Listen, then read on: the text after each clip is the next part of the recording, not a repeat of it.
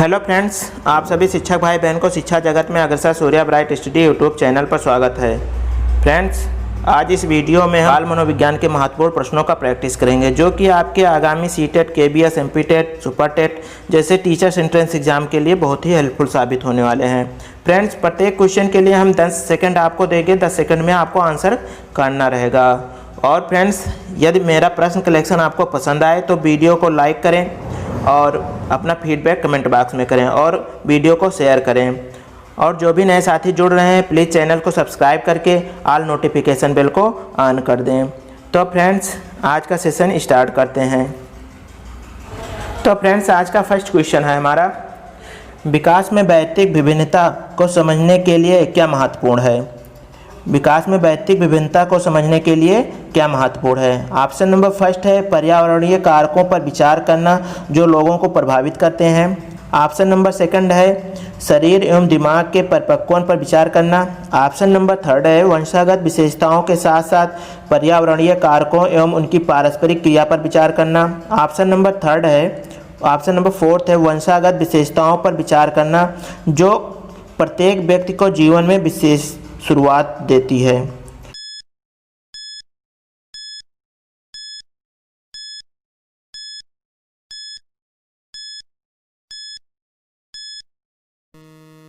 तो फ्रेंड्स, यहाँ पर आप हमारा करेक्ट ऑप्शन क्या होगा, तो करेक्ट ऑप्शन यहाँ पर सी हो जाएगा।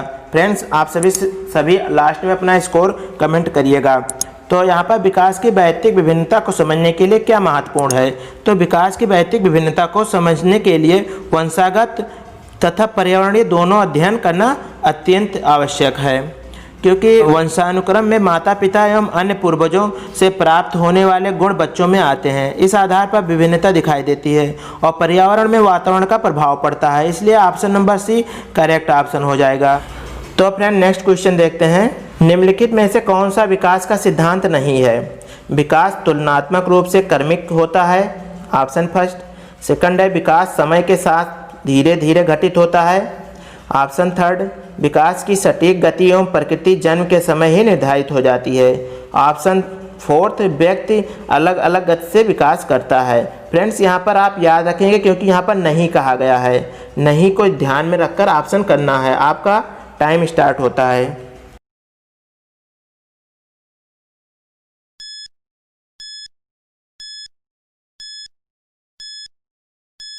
तो करेक्ट ऑप्शन यहाँ पर भी ऑप्शन नंबर सी हो जाएगा, क्योंकि यहाँ पर क्या कहा है, कौन सा विकास का सिद्धांत नहीं है। तो ये विकास तुलनात्मक रूप में क्रमिक रूप से होता है। ये विकास के सिद्धांत के अंतर्गत आता है। शरीर का जो भी विकास होता है वो एक तुलना में एक एवरेज में चलता है और क्रम से चलता है। विकास समय के साथ धीरे धीरे घटित होता है। बिल्कुल फ्रेंड्स, विकास समय के साथ धीरे धीरे घटित होता है और व्यक्ति अलग अलग गति से, प्रत्येक व्यक्ति में व्यक्तिगत विभिन्नता पाई जाती है और वैयक्तिक विभिन्नता कहलाती है और वो अलग अलग गति से विकास होता है। सभी का विकास एक साथ एक समय पर नहीं होता है। और इसमें ऑप्शन सी क्या कहा गया, विकास की सटीक गति एवं प्रकृति जन्म के समय ही निर्धारित हो जाती है। तो ये गलत है फ्रेंड्स।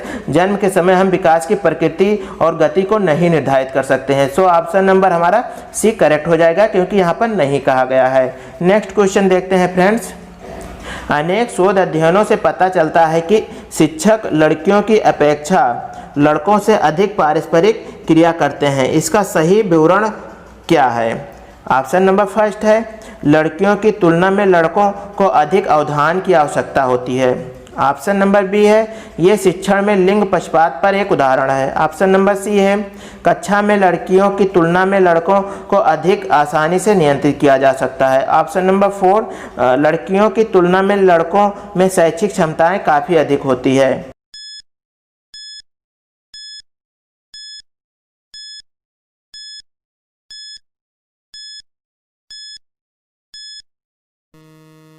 फ्रेंड्स, हाँ, क्वेश्चन नंबर थर्ड का करेक्ट ऑप्शन हो जाएगा ऑप्शन नंबर बी, क्योंकि ये अनेक शोध संस्थानों में ये पता चला है कि लड़कियों की अपेक्षा लड़कों में अधिक पारस्परिक क्रिया करते हैं। ये शिक्षण में लिंग पक्षपात का उदाहरण है। किसका उदाहरण है? लिंग पक्षपात का उदाहरण है। और तो ऑप्शन नंबर बी करेक्ट हो जाएगा।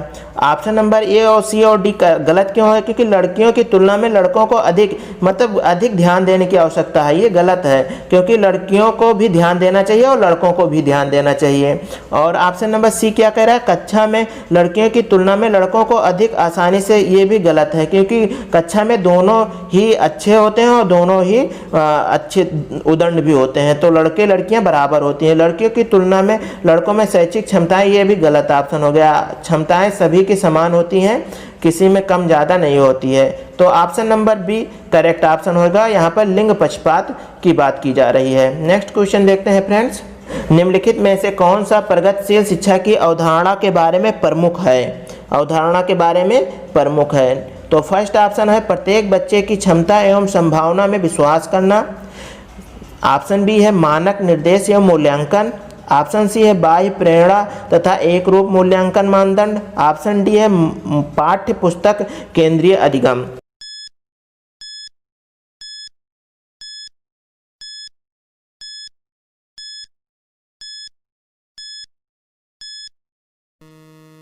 तो फ्रेंड्स, हम प्रगतिशील शिक्षा के अनुसार यहाँ पर कहा गया है कि प्रगतिशील शिक्षा के अवधारणा के बारे में प्रमुख है। तो यह ऑप्शन नंबर फर्स्ट सही हो जाएगा, क्योंकि प्रत्येक बच्चे की क्षमता एवं संभावना में विश्वास रखना चाहिए। शिक्षक को प्रत्येक बच्चे की क्षमता एवं संभावना में विश्वास रखना चाहिए, क्योंकि फ्रेंड्स यहाँ पर प्रगतिशील शिक्षा के अनुसार शिक्षा का एकमात्र उद्देश्य क्या होता है? बालक की शक्तियों एवं क्षमताओं का विकास करना। शिक्षा ये बतलाती है कि शिक्षा बालक के लिए, बालक शिक्षा के लिए नहीं। ये क्या बतलाती है?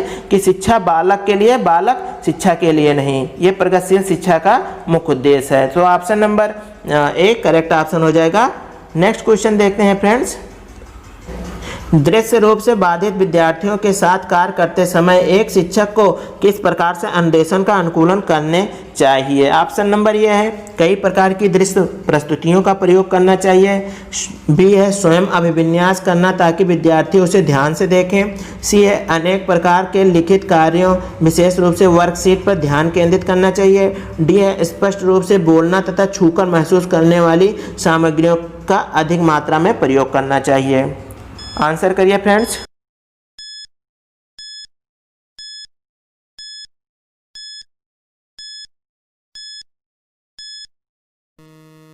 तो फ्रेंड्स, यहाँ पर कई प्रकार की दृश्य प्रस्तुतियों का प्रयोग करना, ऑप्शन नंबर ये गलत हो जाएगा, क्योंकि ये दृश्य बाधित बच्चे हैं। तो दृश्य बाधित बच्चों को हम प्रस्तुतियाँ प्रस्तुत करेंगे तो वो क्या देखकर कैसे देख पाएंगे, समझेंगे।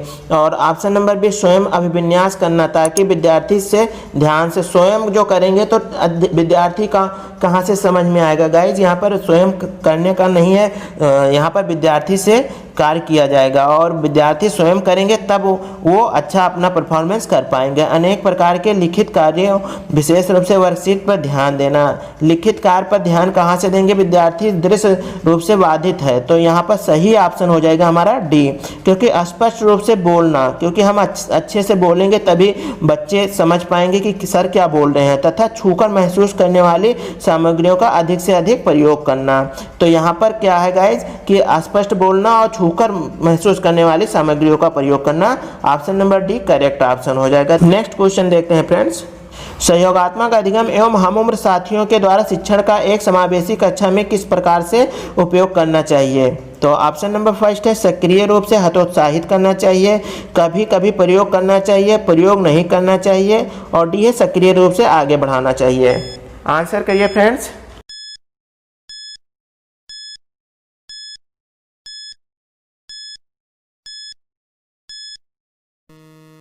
फ्रेंड्स, यहाँ पर सहयोगात्मक अधिगम की बात की जा रही है और सहयोगात्मक अधिगम में क्या होता है? हम उम्र साथियों के साथ में बच्चे सहयोग के साथ में आगे बढ़ते हैं। ऑप्शन नंबर डी करेक्ट हो जाएगा, क्योंकि सहयोगात्मक अधिगम के द्वारा बच्चे कक्षा में एक दूसरे के साथ सक्रिय रूप से कार्य करते हैं और वो सक्रिय रूप से शिक्षण में आगे बढ़ते हैं, तो ये सहयोगात्मक अधिगम में आते हैं। तो यहाँ पर सक्रिय रूप से आगे बढ़ना, option number D correct option हो जाएगा। यहाँ पर हतोत्साहित नहीं करना है बच्चे को, और ना कभी कभी प्रयोग करने की वाली बात नहीं है, हमेशा प्रयोग सहयोगात्मक रूप से करना चाहिए। सहयोगात्मक अधिगम हमेशा प्रयोग करना चाहिए। और ये प्रयोग नहीं करना चाहिए, ये तो बिल्कुल गलत हो जाएगा। नेक्स्ट क्वेश्चन देखते हैं फ्रेंड्स, निम्नलिखित में से कौन सा समावेशी कक्षा में सबसे अधिक महत्वपूर्ण है? मानकीकृत परीक्षण, प्रतियोगी अधिगम का बढ़ावा देना, विशिष्ट शिक्षा योजना और एक रूप निर्देश।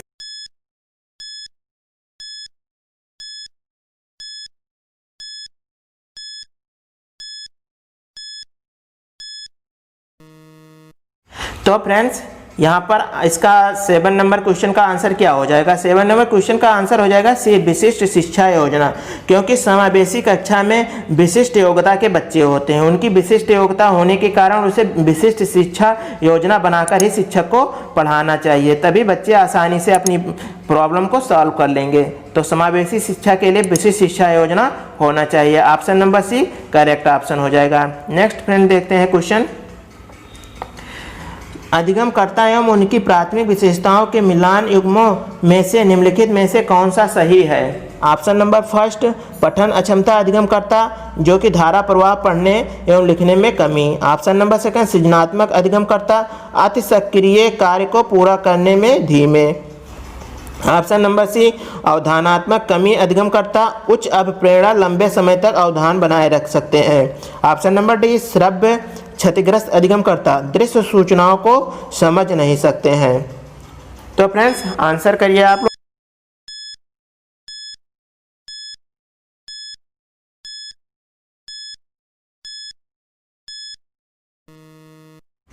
तो फ्रेंड्स यहाँ पर अधिगमकर्ता एवं उनकी प्राथमिक विशेषताओं का मिलान युग्म, क्या मिलान युग्म सही है? कौन सा सही है? तो ऑप्शन नंबर यहाँ पर पठन अक्षमता अधिगमकर्ता जो कि धारा प्रवाह पढ़ने एवं लिखने में कमी, ये पढ़ने और लिखने में कमी को क्या कहते हैं? पठन अक्षमता।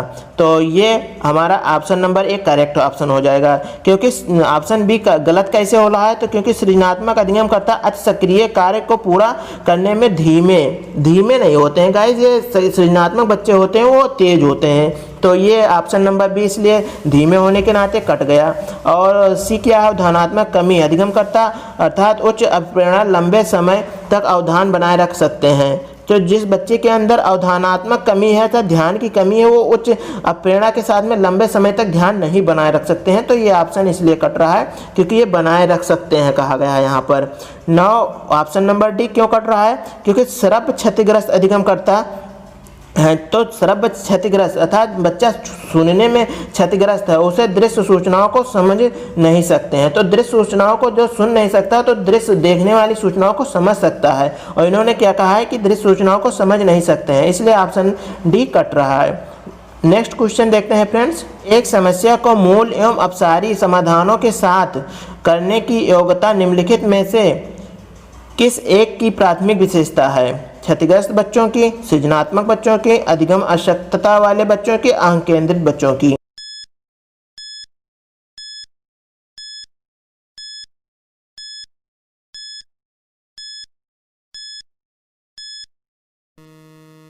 तो फ्रेंड्स यहाँ पर एक समस्या का मूल अपसारी समाधानों, मूल अपसारी का मतलब क्या होता है फ्रेंड्स? अपसारी का अर्थ है फ्रेंड्स आगमनात्मक गुण, अर्थात बच्चे के अंदर सृजनशीलता के गुण है और ये बच्चा सृजनात्मक बच्चों में समस्या को किस प्रकार हल करना इसकी योग्यता होती है। वे सृजनात्मक बच्चे समस्या का समाधान निकालने में चिंतन करते हैं और सही उपयुक्त निर्णय पर पहुंचने की कोशिश करते हैं। तो ये ऑप्शन नंबर बी करेक्ट हो जाएगा क्योंकि ये अपसारी चिंतन वाले बच्चे हैं। निम्नलिखित में से कौन सा एक संरचनात्मक परिवेश के साथ अनुकूल नहीं हो सकता है? ऑप्शन फर्स्ट है, विद्यार्थी सहयोगात्मक तरीके से कार्य करते हैं तथा आपस में कार्य केंद्रित वार्ता में लगे रहने के लिए सहयोग दिया जाता है। ऑप्शन सेकंड है, शिक्षक प्रमुख प्रकरणों के संबंध में विद्यार्थियों के विचारों एवं अनुभवों को प्राप्त करते हैं तथा उनके वर्तमान ज्ञान की पुनर्संरचना या विस्तृत करने के लिए शिक्षण अधिगम की योजना बनाते हैं। ऑप्शन थर्ड है, अध्यापक विशिष्ट सत्रावसान मूल्यांकन रणनीतियों को लागू करते हैं तथा प्रक्रियाओं के बजाय प्रदर्शन पर फीडबैक देते हैं, प्रक्रियाओं के बजाय प्रदर्शन पर फीडबैक देते हैं। ऑप्शन डी है, विद्यार्थियों को जटिल सार्थक एवं समस्या आधारित गतिविधियों में लगे रहने के लिए लगातार अवसर प्रदान करते हैं। तो फ्रेंड्स आंसर करिए आप लोग।